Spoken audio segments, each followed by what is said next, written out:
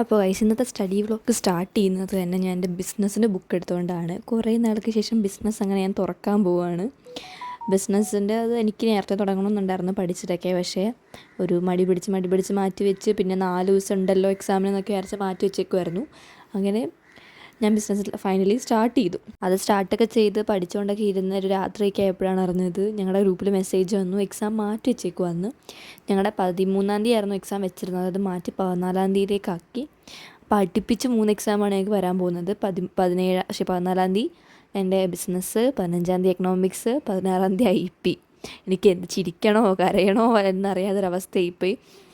ഒന്നാമത് IPക്ക് ഗ്യാപ്പില്ലെന്നും പറഞ്ഞിരിക്കുമായിരുന്നു, അതിൻ്റെ ഇടയിൽ കൊണ്ട് ഇതും കൂടെ വെച്ച് അടിപൊളി. ഇനി എന്താ എനിക്ക് ചെയ്യേണ്ടതെന്ന് അറിയാൻ പാടില്ല. ഇത് സബ്ജക്റ്റ് ആദ്യം പഠിച്ചു തുടങ്ങണമെന്ന് അറിയാൻ പാടില്ലാത്ത ഒരു വല്ലാത്തൊരവസ്ഥയായിപ്പോയി.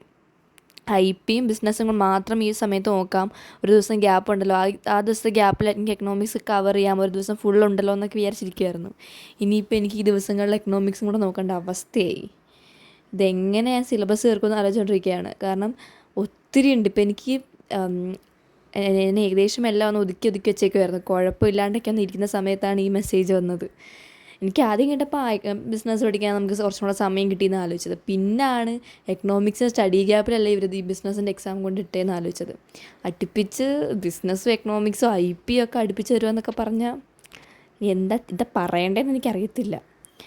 ഏതായാലും അടുപ്പിച്ച് ആ ഒരു 3 ദിവസം അടിപൊളിയായിരിക്കും. എങ്ങനെയെങ്കിലുമൊക്കെ ഒന്ന് എല്ലാ സംഭവങ്ങളും സബ്ജക്ട്സും കാര്യങ്ങളൊക്കെ ഒന്ന് കവർ ചെയ്തെടുക്കണം.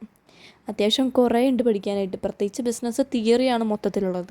ഫസ്റ്റ് 2 ചാപ്റ്റർ എനിക്ക് നല്ലത് അറിയാം, പിന്നെ ഉള്ളതൊന്നും എനിക്ക് വലിയ ഐഡിയ ഇല്ല.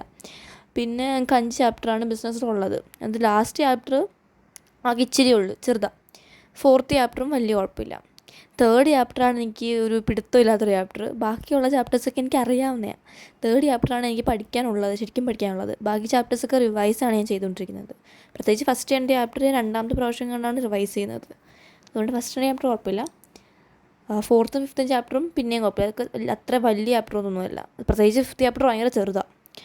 പക്ഷേ 3rd ചാപ്റ്ററിനെ പറ്റി എനിക്ക് ഒരു ഐഡിയ ഇല്ല. ആ ചാപ്റ്റർ എനിക്കൊരു ഐഡിയ ഇല്ലാത്ത ചാപ്റ്റർ. അപ്പോൾ അതൊന്ന് പഠിക്കാനുണ്ട്. അപ്പോൾ അതൊക്കെ പഠിക്കാൻ സമയമുണ്ടല്ലോ എന്നൊക്കെ വിചാരിച്ചിരിക്കുമായിരുന്നു. ഇനിയിപ്പോൾ ഇത് എത്രയും പെട്ടെന്ന് എല്ലാ സിലബസും മാക്സിമം സ്പീഡിൽ തന്നെ കവർ ചെയ്ത് തീർത്തേ പറ്റുള്ളൂ. എനിക്ക് പിന്നെ ബിസിനസ് വലിയ കുഴപ്പമില്ലാത്തൊരു സബ്ജക്റ്റ് ആയതുകൊണ്ടാണ് പിന്നെ ഒരു ചെറിയ കോൺഫിഡൻസിൽ ഞാൻ ഇരിക്കുന്നത്. ബിസിനസ് മെയിൻലി തിയറി മാത്രമാണ്. അപ്പോൾ അതൊന്ന് പഠിച്ചു കഴിഞ്ഞാൽ നമുക്ക് അത്യാവശ്യം സ്കോറിങ് ആയിട്ടുള്ള സബ്ജക്റ്റും കൂടാണ് തിയറി. എനിക്ക് തിയറി ഇഷ്ടമല്ലെങ്കിൽ എനിക്ക് അത്യാവശ്യം മാർക്ക് കിട്ടുന്നൊരു സംഭവമാണ് തിയറി. അതുകൊണ്ടൊരു കോൺഫിഡൻസ് ഉണ്ട്. ഞാൻ ആ ഒരു ദിവസം അധികം പഠിച്ചിട്ടുണ്ടായിരുന്നില്ല. അതുകൊണ്ട് തന്നെ വീഡിയോ ചെറുതായതുകൊണ്ട് തന്നെ ഈ ഒരു ദിവസത്തെ ക്ലിപ്പും കൂടെ കുറച്ച് ആഡ് ചെയ്തിട്ടുണ്ട്. അതാണ് നിങ്ങൾ ഡ്രസ്സ് വേറെ കാണുന്നത്. അപ്പോൾ ഏതായാലും അത്ര ഉള്ള ഇന്നത്തെ video. Thanks for watching. By.